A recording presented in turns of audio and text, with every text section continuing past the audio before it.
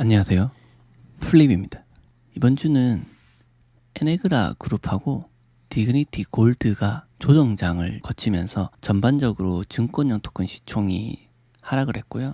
상대적으로 다른 진영에서는 선전까지는 아니고 덜 후퇴했다 정도로 말씀드릴 수 있을 것 같습니다. 그럼 우연찮게 한국 주식 총 시총하고 크립토 시총이 같아지는 시점이 한번 왔네요. 재밌는 포인트인 것 같고요. 향후에는 증권형 토큰 시총이 따라잡을 수 있는 날이 빨리 왔으면 좋겠습니다. 이번 시간에는 원래는 그 트로팔 회사에 대해서 알려드리려고 했는데 증권형 토큰 산업이 우리나라에서 어느 정도 위치까지 올라왔는지를 한 번쯤 짚어드리는 시간이 필요할 것 같아서 끊고 우리나라 뉴스를 알려드리려고 합니다. 우리나라 정부기관 그리고 일반 사기업들이 어떤 마인드를 갖고 있는지, 언론 기자들 그리고 우리 개인들도 어느 정도까지 올라왔는지를 조금 알고 지나가는 게 좋을 것 같아서 이번 방송을 준비했고요. 항상 이게 외국 방송만 전해드리다가 한국 상황도 우리들이 많이 알고 있어야 된다는 생각으로 한번 준비해봤습니다. 일단 현재 증권사들 지금 이렇게 반응을 하고 있어요. 돈이 되는 것 같아서 가장 접근성이 쉬운 한국투자증권, KB, 키움 이런 데서 많이 뛰어들었고요. 실제로 이거 외에도 저한테 자산 운용사 이런 데서도 좀 높으신 분이 연락 온 적이 있고요. 금융 쪽을 준비하신 학생분도 문의를 하시는 분이 있었어요. 지금 생각보다 이쪽 업계에 계신 분들은 규제나 법규가 제정되기 전임에도 불구하고 빠르게 움직이고 있다는 걸 좀 느꼈고요. 실제로 그 속도에 대해서 같이 한번 생각을 해보시죠. 신한금융투자 디지털 전략본부 산하조직으로 블록체인부를 만들었어요. 이 블록체인부는 수탁 사업, 이것도 굉장히 돈이 되는 부분이거든요. STO, NFT 이제 빠르게 움직이고 있는 회사고요. 키움증권은 이전에 비브릭이라고 카사랑 비슷한 업체예요. 세종텔레콤하고 부동산 쪽으로 조금 관심을 많이 가졌었어요. 아무래도 우리나라에서 부동산이 좀 인기가 있기 때문에 키움증권의 방향성은 괜찮다고 생각을 하고, 여기 지금은 STO나 NFT까지 언급을 해가면서 본격적으로 인력 채용을 하고 있다, 키움에서. 그리고 가장 최근 뉴스인데 서울거래 비상장이라는 회사가 있거든요. 운영하는 기업이죠. PSX라는 이 회사가 증권의 토큰 거래 지원을 시작한다. 막 지금은 감사나 이런 걸 받고 있는 것 같고요. 이게 회계 감사가 마무리되면 8월 말경에 STO를 진행한답니다. 이 STO라 하면 PSX 본인 회사에 대한 증권 액면 분할을 해서 이제 오퍼링 하는 거고요. 가능한지는 잘 모르겠어요. 만약에 된다면, 법적으로 문제가 없다면 일반적인 기업들도 많이 참고가 될 것 같습니다. 라인증권이라고 하면 우리나라 그 네이버 산하에 있는 거거든요. 이게 일본에서 많이 쓰죠. 라인 메신저. 어디서 자꾸 하냐면 노무라 증권이 굉장히 증권인 토큰에 관심이 많아요. 블록체인 증권형 토큰 발행 플랫폼 부스트리를 만들었고요. 이 부스트리에서 이 스파크 그룹에 대한 STO를 진행하는 것 같아요. 일본에서도 시작하는데 발맞춰서 우리나라도 진행을 하려고 준비하고 있고, 또 다른 우리나라의 기업들도 발빠르게 움직이고 있는 걸로 봐서 현업에서 뛰시는 분들은 굉장히 빠르게 대처를 하고 있다는 생각이 들었고요. 한국예탁결제원, 정부에서도 뭘 하냐, 증권형 토큰 플랫폼 구축에 속도를 낸다. 이게 왜 속도를 내냐면 일반적인 지금 증권을 거래할 수 있는 그 법적인 환경은 일단 준비가 된 거고요. 이런 회사들은요, 준비가 된 거고, 블록체인상에 올라가 있어야 증권형 토큰 거래가 가능하기 때문에 블록체인 위에 올리는 작업을 하는 데는 좀 시간이 걸릴 것 같고, 기술적으로도 아마 좀 많은 검토가 있어야 될 것 같아요. 그래서 지금 한국예탁결제원이 서비스 제도화를 위해서 증권형 토큰 관련 플랫폼 구축에 박차를 가한다. 우리나라 지금 정부 쪽에서도 빠르게 법이 제정되기 전에도 빨리 움직이고 있다. 만족스러운 뉴스였습니다. 디지털 자산을 만들고 증권형 토큰 전면 허용을 하겠다는 게 아니고요. 우리나라의 블록체인 학회가 새 정부에 건의를 했다는 겁니다. 디지털 자산 은행 설립도 제안했다.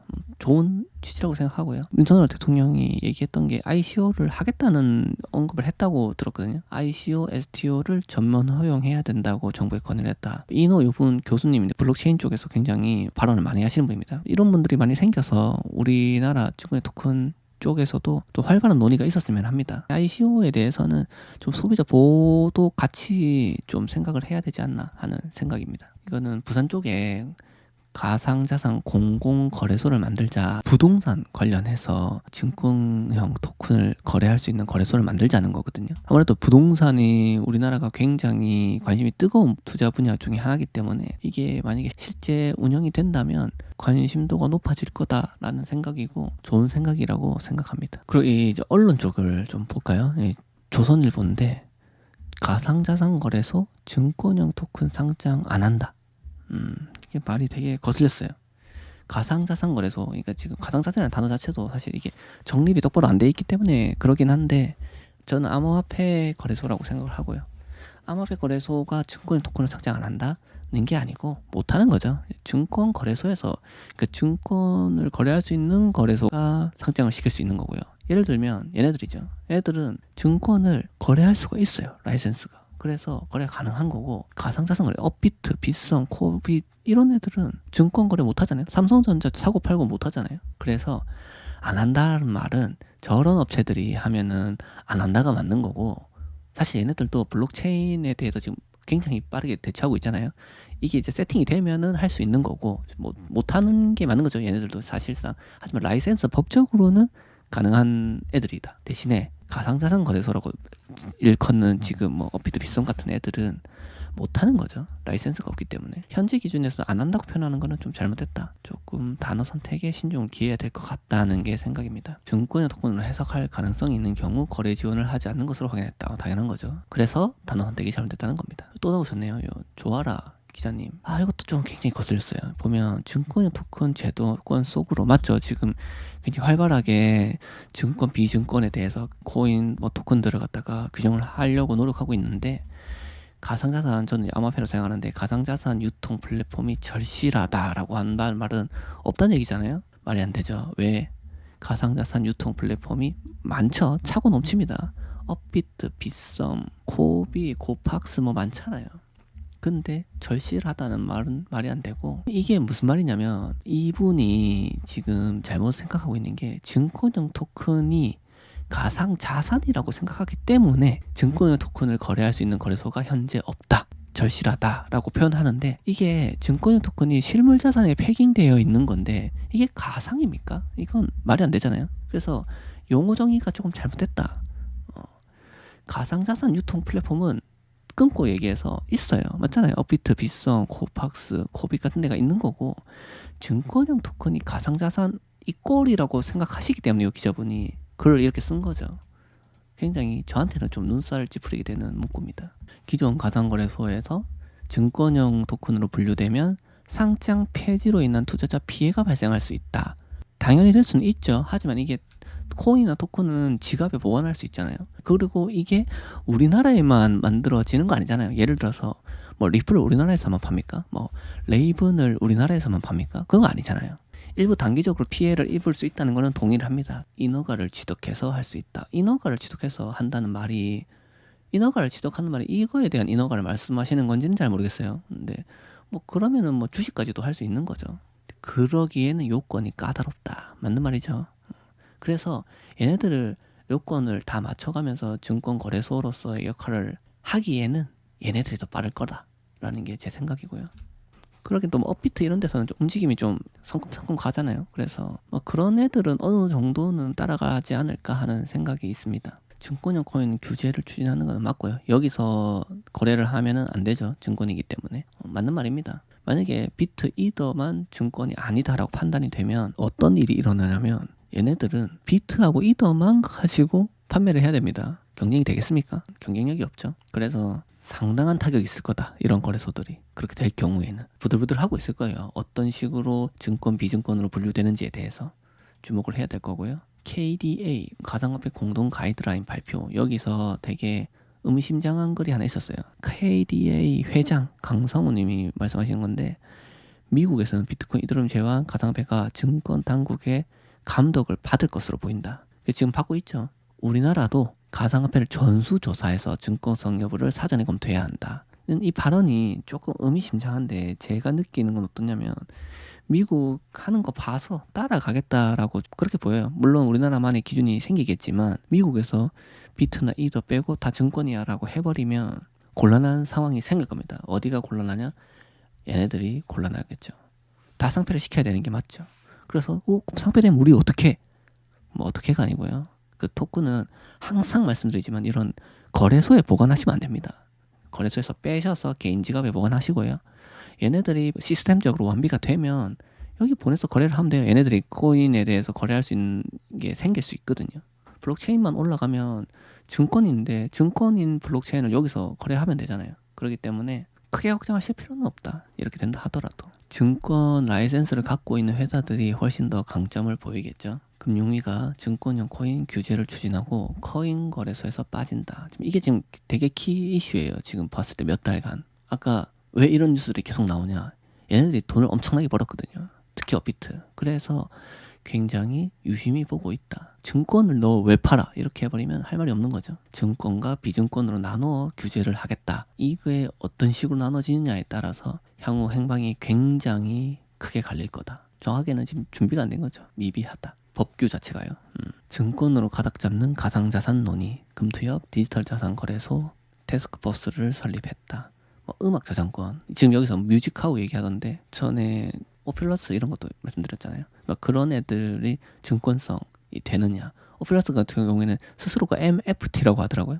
뮤직하우도 마찬가지죠. 그런 증권성으로 인정을 받으면 증권이 거래되는 거래소에서만 해야 되기 때문에 조금 까다롭게 생각될 수도 있어요. 가입 절차만 조금 까다로울 뿐이지 가입하고 나면 얼마든지 거래를 증권 거래 삼성전자 주식 사는 것처럼 편하게 할 수 있는 거고요. 그렇게 어렵게 생각하실 이유는 없어요. 근데 정부에서는 명확하게 해줘야 되는 게 이게 증권이냐 아니냐.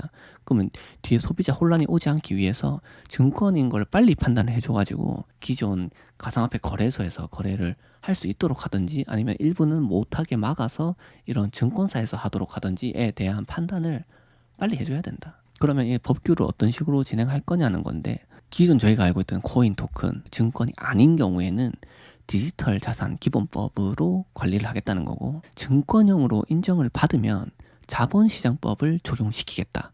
요거에 대해서는 구체적으로 이것도 지금 가칭이잖아요. 아직 정확하게 나온 게 아니거든요. 그래서 언제 빠르면 10월 달에 가닥을 잡아서 증권형 비증권형이 규제가 될 거예요. 그러면 우리나라 법규는 이때부터 시작이다. 증권형 토큰에 대한 게. 그러니까 속도 차이가 있는 거죠. 지금 보시면 알겠지만 증권형 토큰 관련해서 법규가 제일 느려요. 법규가 느리고 용어 정리도 안 된 상태고요. 그 다음이 언론사들. 지금 용어 정리가 다 안 됐기 때문에 뭐 이상한 말을 하는 거죠. 이상한 말을 하는 거죠. 그런 것들이 이상한 탓이라고 할 수가 없어요. 나라가 지금 그렇게 정비가 느리기 때문에. 근데 나라 입장에서도 이게 되게 빨리 결정할 수 있는 건 아니잖아요. 그래서 약간 시간이 필요하다. 나라가 법을 정하면 기자분들도 똑바로 올바른 단어를 선택해서 쓰실 거고 그 다음에 속도로 보자면 증권사들이 빠르다. 지금 돈 냄새를 잘 맡고 있다. 는 생각이 듭니다. 증권형 토큰 시장 규모가 저는 뭐 개인적으로 기대가 됩니다. 왜냐면은 일단 부동산을 필두로 해서 우리나라 증권형 토큰이 굉장히 빠르게 움직일 거라 생각되고 우리나라 이 한국 주식 자체도 시총이 작은 규모가 절대 아니거든요. 아주 크거든요. 그래서 세계적으로 봐서도 우리나라 회사들이 앞으로 IPO를 해가지고 그냥 주식시장에 상장하는 것보다 증권형 토큰으로 STO를 하는 게 더 많아지는 시점이 분명히 빠른 시일 내에 올 거다라고 생각을 합니다. 왜? 이분들이 지금 돈을 벌었던 이유가 뭐겠습니까? 이전에 저희가 수기로 장부로서 주식을 거래하던 시절이 있었잖아요. 예전에. 그러다가 온라인으로 넘어온 겁니다. 인터넷으로 우리가 거래를 할 수 있게 되고 대신에 뭐 출금하는데 막 제한이 뭐 며칠씩 걸리긴 하잖아요. 어쨌든 그런 애로사항을 타파하고자 다시 나오는 게 이제는 인터넷으로 넘어왔다면 지금은 블록체인으로 넘어가는 겁니다.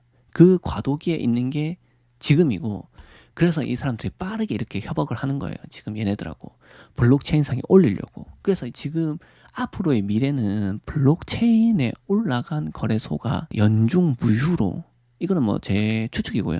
연중무휴로 거래가 될 거고 관리해야 될 사람도 필요하고 지금 현재 모든 세계가 그렇죠. 그래서 오픈 장 시작 시간 마감 시간이 존재를 하는 거죠.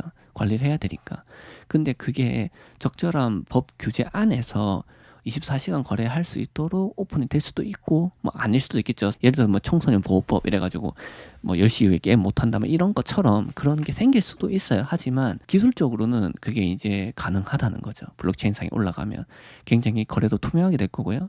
예를 들어서 어떤 고래가 샀다. 그럼 추적해서 고래가 언제 샀는지 팔았는지 장외 거래를 했는지도 다 조사가 가능할 거고요. 좀 더 투명한 사회로 가는 길이다. 근데 그 길이 결국에는 소비자를 위한 거고 또 펀드레이징을 하려는 기업들을 위한 거기 때문에 저는 그래서 당연히 갈 거다. 니즈가 지금보다는 훨씬 높다. 지금이 익숙하기 때문에 편리하다고 생각하는 거지. 수기로 쓸래 노트북으로 칠래 그러면 노트북으로 치는 게 빠르잖아요.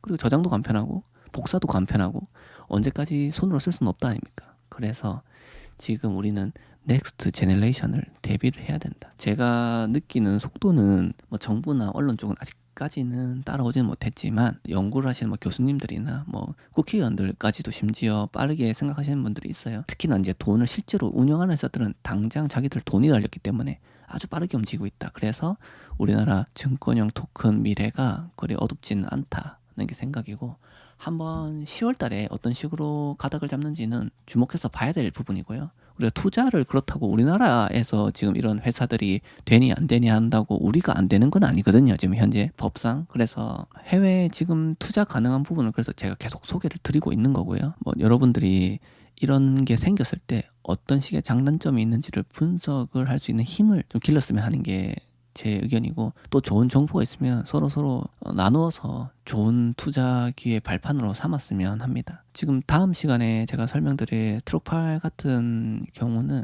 우리나라 사람들이 참가를 못 하거든요. 근데도 불구하고 제가 왜 소개를 드리냐면 중국에서 발행하는 이 외자로 하는 첫 STO예요. 그래서 의미가 좀 깊고 어떤 식으로 좀 접근하는 게 좋은지 그리고 어떤 특징들이 있는지를 계속 눈으로 보다 보면 다음 회사를 분석하기도 굉장히 쉽게 느껴질 수 있기 때문에 분석하는 거니까 그런 스터디 관념에서 조금 접근해 주시고요.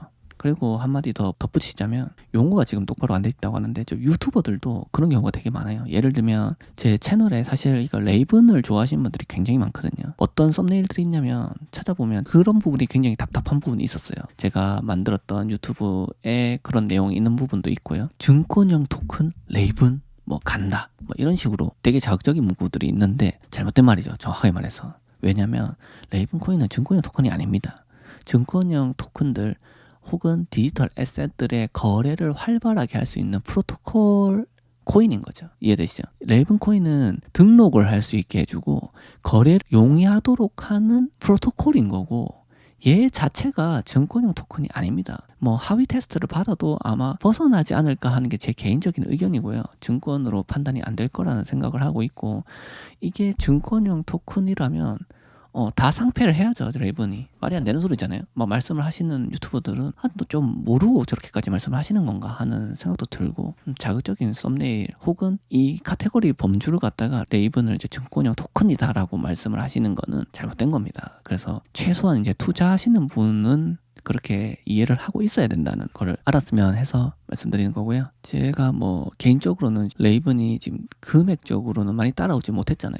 자산을 많이 등록이 되고 이게 활용이 많이 돼야 이제 레이븐의 활성도에 따라서 가치가 올라갈 건데 아직까지는 시장이 그렇게까지 증권의 토큰 쪽으로 넘어오지는 않았어요. 그래서 조금 시간이 걸릴 거다라는 게 제 생각이고요. 유행에 따라서 또 갑자기 가격이 뛸 수는 있잖아요.